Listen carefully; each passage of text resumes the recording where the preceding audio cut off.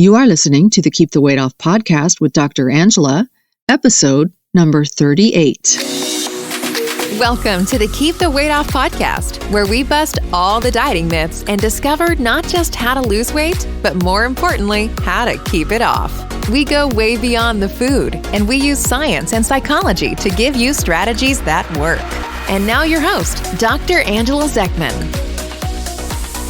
All right. Hey, friends, and welcome back to the podcast. And hey, Marchelle, how are you doing tonight? I'm doing great. Hi, everybody. We're recording this in the evening. It's a beautiful fall evening. Just a little reminder.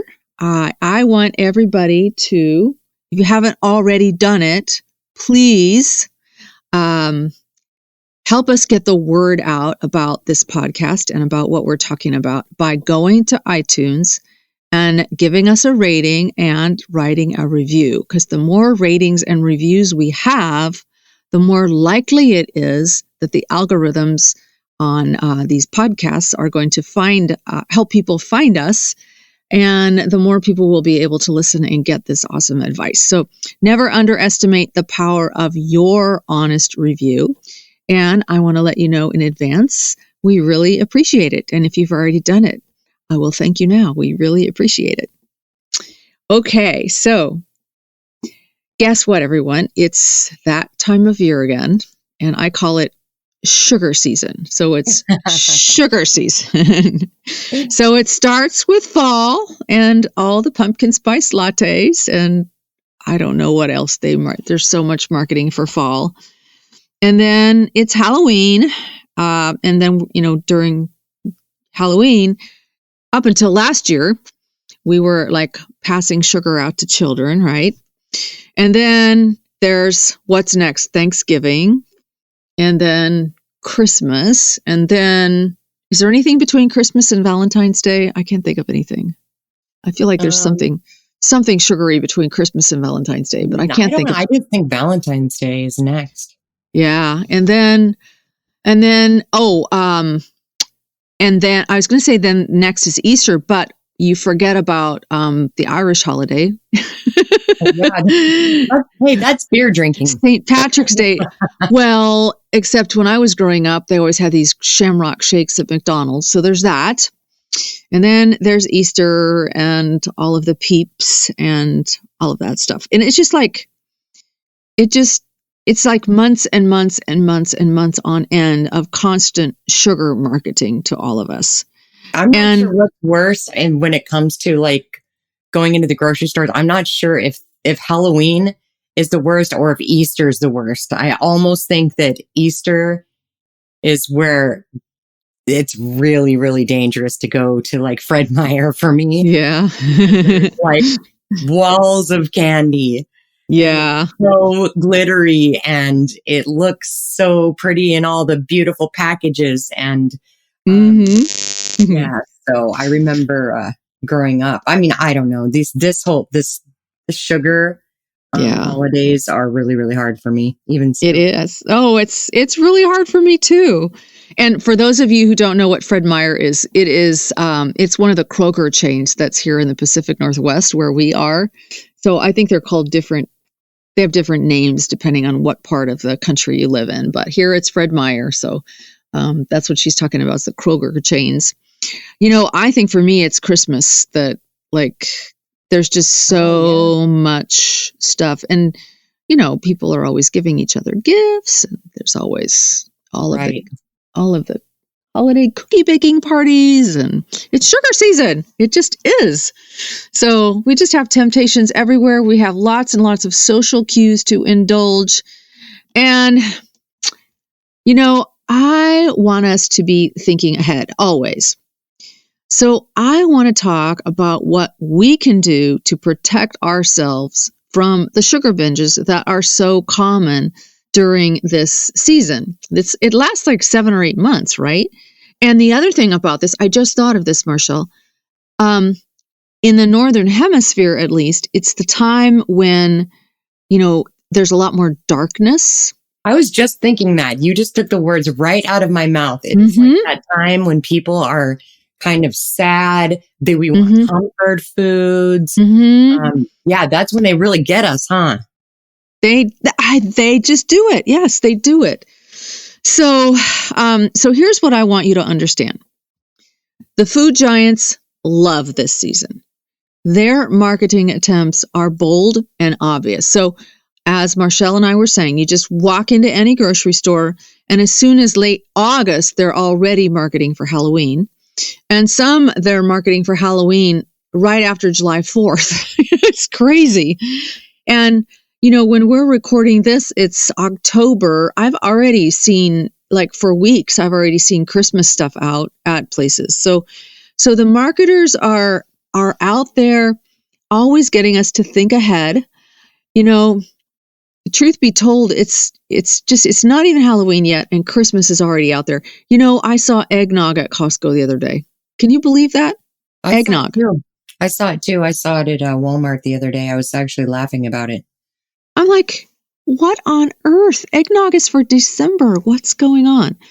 So this is a traditional Christmas indulgence, and yet we're just going to start it all early. So anyway, there's just so much. Each season has its own color. So right now it's the orange and the black, and then we're going to have the red with Christmas, and then we're going to have the pink with Valentine's Day, and then we're going to have the green with St. Patrick's Day, and then we're going to have the spring, colors, pink and blue and yellow for Easter. And, I'm thinking about the filling in Oreo cookies. That's what they do. They put the filling and they just market it with different colors in it. So, it's just, I don't know. It's just deliberate, really deliberate. So then, and there are also ads that are going to associate sugar and flour products with various pleasurable traditions, of course. And so I want you to just start noticing and becoming aware of all of these deliberate attempts to do what my colleague David Kessler calls hijacking the brain. So they are purposefully hijacking our brains to get us to want to buy this stuff. And it's interesting. Did you see the post in our Journey Beyond Weight Loss community group, Marchelle, where this woman, we have a special section called Win Wednesday. And so people can post what their wins are for the week. And she wrote for her Win Wednesday that she was thrilled because she was able to go to the grocery store, and armed with the knowledge of what she was learning in Journey Beyond Weight Loss, she actually was able to walk down the chip aisle and not be tempted by anything at all because she knew. I know. She knew what the food giants were doing, and she was armed with knowledge about, how much sugar was actually in all of these potato chips and stuff. So she just felt really empowered. She said, for the first time, usually I just feel like a weakling in there. Like I just don't have any willpower or whatever. This time I felt empowered. So that's pretty cool. So that's really a little bit about what we're wanting to help all of our listeners do too, is just get empowered here. So what did you say, Marchelle? I didn't hear what you said. I am not sure what you're referring to because I think I just said woohoo. Oh, okay. But in my head, I'll throw this in there. If you guys keep listening to Angela and I just me listening to Angela over the last few years, I have learned who the real enemy is, and it is the American food industry. Yes. Anything. So we have to be equipped with the knowledge and the tools to be able to go into the grocery stores and not be sucked in with all of the pretty packaging, all the sugar in a million different pretty packages. Yeah. Yeah. Okay. So guys, I want you to be a part of the solution and not part of the problem this season, right? So let's talk about what we can do to start with on Halloween. So do you remember me saying that animal studies show that sugar is 8 times more addictive than cocaine? Remember that? I do remember that. So let's think for a minute about what we do on Halloween. It's this tradition to pass candy out to children. Now, with the pandemic, many families are going to avoid going door to door to fetch candy from neighbors, but there's still going to be Halloween parties and costumes and Halloween treats. And if you know that sugar is a powerfully addictive drug, do you want to be giving this drug out to children on Halloween? Just asking the question, right? I know that the idea of passing out addictive drugs actually sounds kind of harsh, and I get that. And I want you to know that sugar is an addictive drug, and candy can cause a lot of problems for children. You know, it's interesting because I used to be a drug lord myself. I was a drug lord. So think about what drug lords do. They have other people sell drugs, and then they take the profit. Okay. So just imagine the cocaine lords that are out there, all of the craziness that goes on. Well, I have 2 daughters, and I was a Girl Scout cookie mom. So I want you to think about what the Girl Scouts are doing. They're going out door to door, usually in January and February, and they're selling drugs. Because there's a reason that you end up eating the whole sleeve of Thin Mints. That's what I did. So I get it. Like, I think we've all been pretty bamboozled by the food industry. And so it does sound harsh that we're passing drugs out to children on Halloween, but I do want us to be at least thinking twice about what we're doing. But I also don't want to take the fun out of Halloween either, right? So let's think about what you can do on Halloween instead of passing drugs out to children. So maybe you could give them some other sort of little treats instead of candy. So we'll just come up with a few examples, Marchelle and I. So here's some ideas. Bendable pencils, or silly straws, or stickers. Do you have any ideas, Marchelle? Yeah, I think that the Play-Doh and the glow sticks. Those little Play-Doh things, yeah. Yeah, stickers is really great. All the kids love stickers. Yeah. I remember the first year that I was working for you, and you had bought a huge bowl of all the stuff that you were discussing right now. And you had brought it into work, and you were using it as an example, during the season for other parents. And I thought that bowl was just as enticing as the candy dish, honestly. Yeah. I mean, I was really super impressed because, like when we're just talking about it, I thought, who's going to want candy, not have candy or, I thought maybe it would be, I didn't want to be that house, where, handing out, pennies. Yeah. Or toothbrushes or whatever. I don't know. You don't want to be that house. I don't want my house to get egged. But, but I thought, I just thought it was like so cute with all the little toys. And so then you let me take it home. When we were kind of done using it as, as the sample. And, right. And I live out in the country, so I didn't need it. Yes, so you let me take it home, and the kids absolutely loved it. Oh, really? So cool. Yeah, because it was so different. And and I would let them, pick something, and they just thought that was so neat.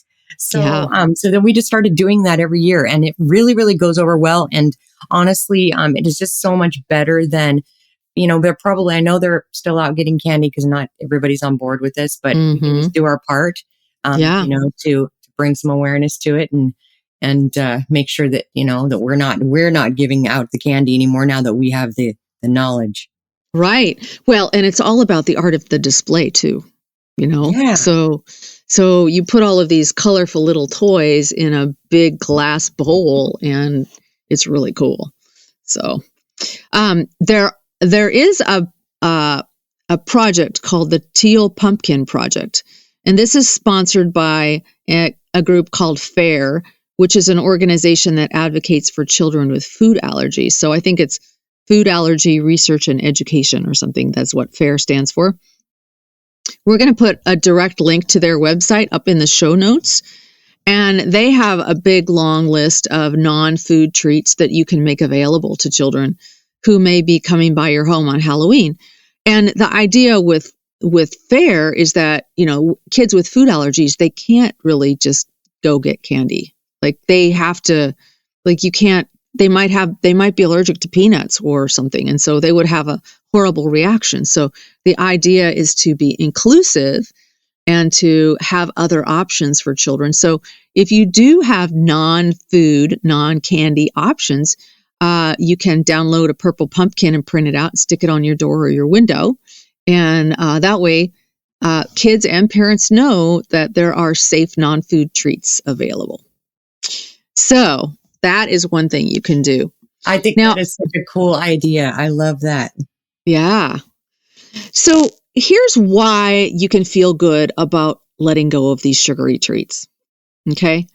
I want you to feel good about this. I don't want you to feel like you're going to be worried about getting your house egged. So the first thing you can feel good about is that you get sugar season started out the right way. So you send a message to your own brain, to yourself, that you're not going to buy into this deliberate effort by the food industry to sell junk for the next 6 or 7 months, right? Yeah, we're smarter than that now. We're smarter than that. Second thing is you get to be on the leading edge of preventing diabetes. So I don't know if you realize it, but 25% of high school students already have prediabetes or diabetes. Did you know that? That's 1 in 4. It's so sad to even hear you say that.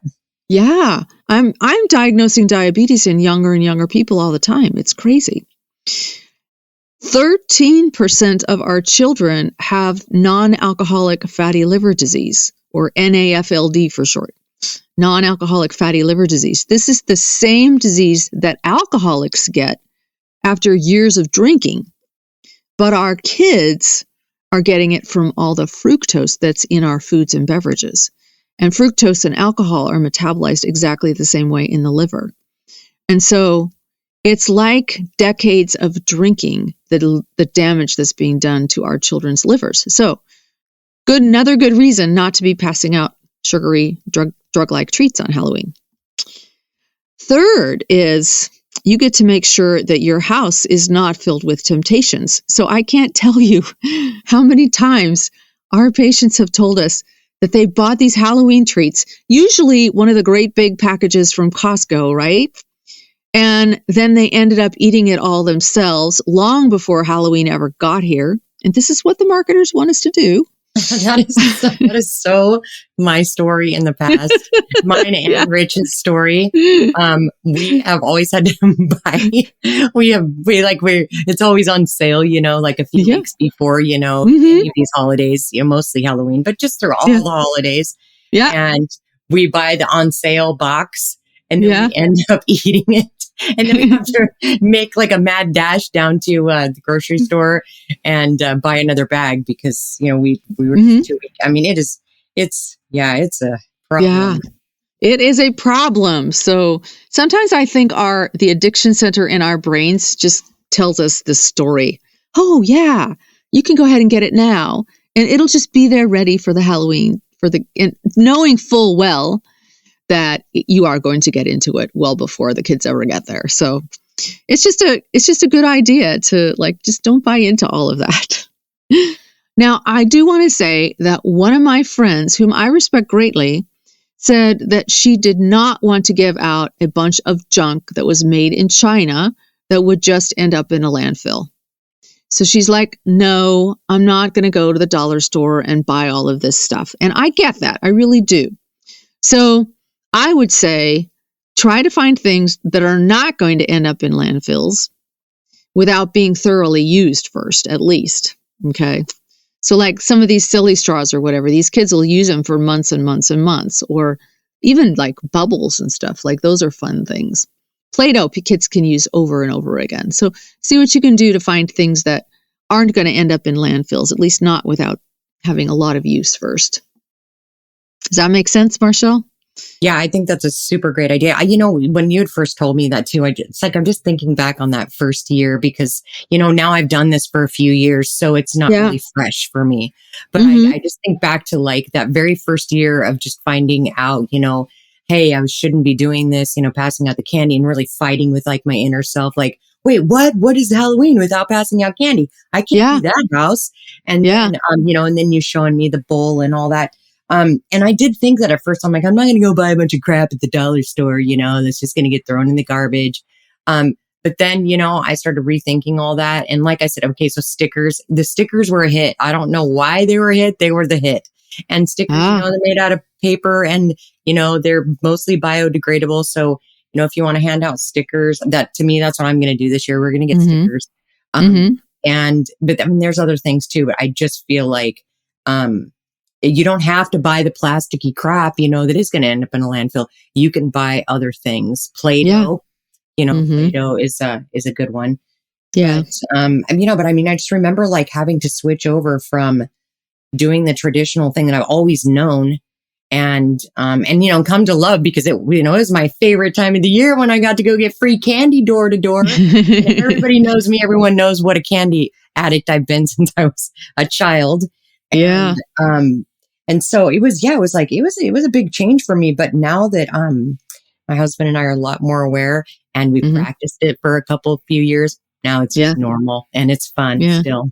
Yeah. It's still a lot of fun. So, we decorate the front of our house and we play music out the window.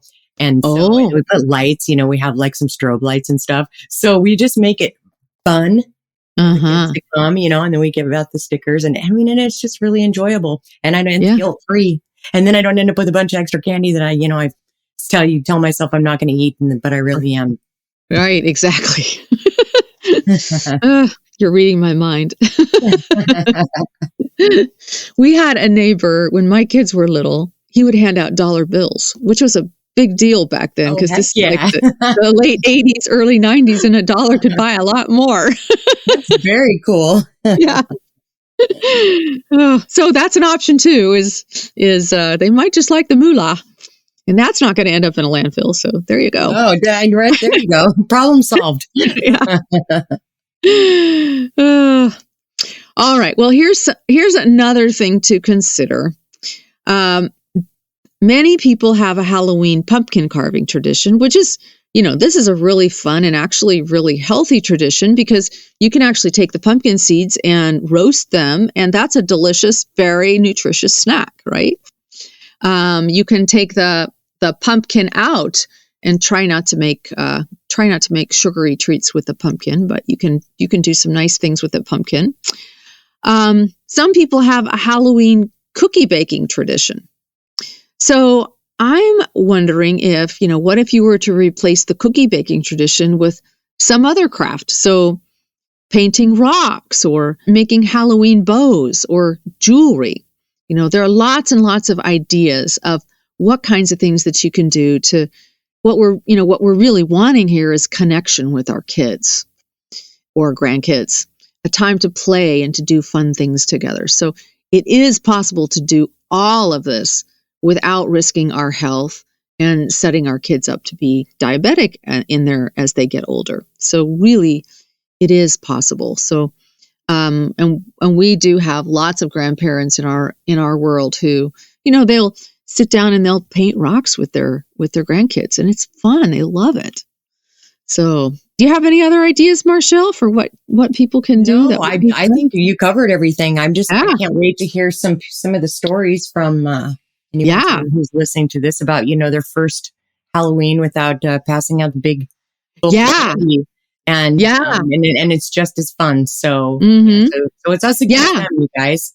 We need to take back our health, and so this is one way of doing it, just fighting these candy-centered traditions. Yeah. Go to journeybeyondweightloss.com/podcast. And this is podcast number 38. And write us a note and let us know how it goes for you if you pass out something other than candy for Halloween.